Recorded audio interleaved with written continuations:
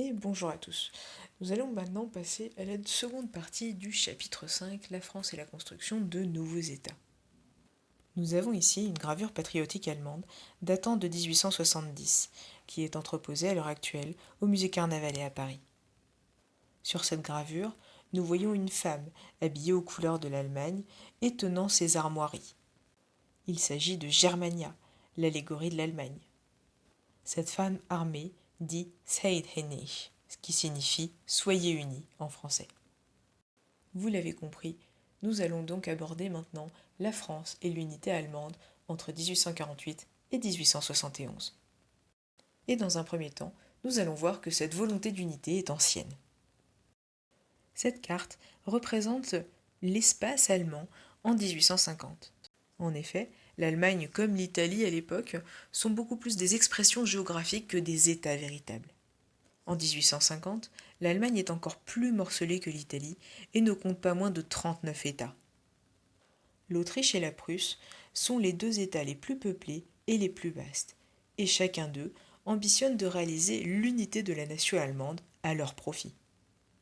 Ces deux projets concurrents sont appelés Grande Allemagne autour de l'Autriche et Petite Allemagne autour de la Prusse. De plus, il est important de noter qu'une partie des États de l'Allemagne du Sud sont catholiques et refusent toute alliance politique avec la Prusse et le nord-est de l'Allemagne, majoritairement protestante. Si après 1815, la position de l'Autriche est la plus solide, la Prusse prend progressivement en main le nationalisme allemand. Il est nécessaire de faire ici un zoom sur ce qu'est le nationalisme. Il s'agit d'une idéologie qui fait de la population la valeur centrale et la communauté de référence essentielle. Elle exige l'épanouissement intérieur et le rayonnement extérieur de la nation organisée dans le cadre d'un État-nation. Le nationalisme, italien et allemand, sont à l'origine des nationalismes d'existence, c'est-à-dire qu'ils ont comme objectif initial la réunion de différentes populations dispersées dans plusieurs États. Nous pouvons reprendre maintenant notre cours. La Prusse prend progressivement en main le nationalisme allemand. Elle dispose dès le départ d'un atout essentiel. Son territoire est presque entièrement peuplé d'Allemands, contrairement à l'Autriche, qui est un État multinational. C'est ce que nous pouvons voir sur cette carte, qui représente l'Autriche-Hongrie en 1914, avec pas moins de 10 nationalités différentes représentées de 10 couleurs différentes.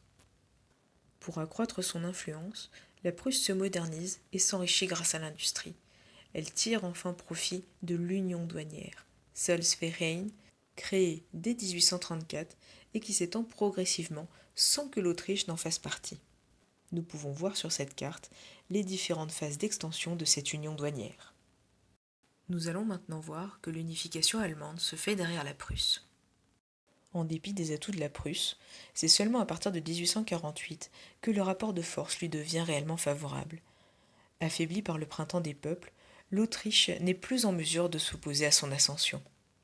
Nous pouvons voir sur ce dessin de Joseph Heike les barricades à Vienne les 26 et 27 mai 1848. En 1862, le roi de Prusse, Guillaume Ier, nomme Otto von Bismarck chancelier. Guillaume Ier n'est alors roi de Prusse que depuis un an, depuis 1861. C'est un souverain autoritaire qui souhaite renforcer la puissance de son armée. Le nouveau chancelier, c'est-à-dire Premier ministre de la Prusse puis de l'Allemagne unifiée, Otto von Bismarck, a un programme politique précis.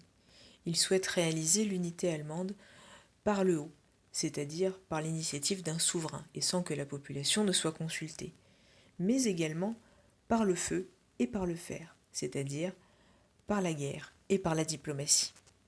Bismarck veut d'abord isoler et éliminer l'Autriche. Il cherche et finit par trouver l'incident diplomatique menant à une guerre qui laisse l'Europe abasourdie. Le colosse autrichien est abattu en seulement 3 semaines, à Sadowa, en 1866. Ici, c'est cette même bataille que nous pouvons observer sur cette huile sur toile de Georg Bleitreux. Nous voyons alors nos deux personnages principaux au cœur de la toile, Guillaume Ier et Bismarck. Vaincu à Sadowa, l'Autriche est exclue du processus de l'unification allemande qui se met en place autour de la Prusse, dans la Confédération d'Allemagne du Nord, à partir de 1867. Pour rallier les États allemands catholiques du Sud, Bismarck sait que la France, qui soutient leur indépendance, constitue un obstacle. La déclaration de guerre française contre la Prusse le 19 juillet 1870 permet à Bismarck et à Guillaume Ier d'obtenir l'alliance des États allemands. Le sentiment national allemand l'emporte sur les divisions religieuses, la France est vaincue et l'unité allemande peut être achevée. La proclamation officielle de l'Empire allemand a lieu le 18 janvier 1871 dans la Galerie des Glaces du château de Versailles. Le traité de Francfort, signé le 10 mai 1871, permet d'officialiser l'annexion de l'Alsace et de la Moselle, et ainsi achève d'humilier la France et d'affirmer la nouvelle puissance allemande.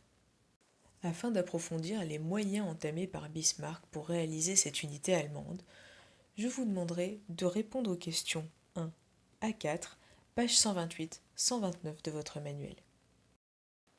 Travaillez bien et passez une belle journée.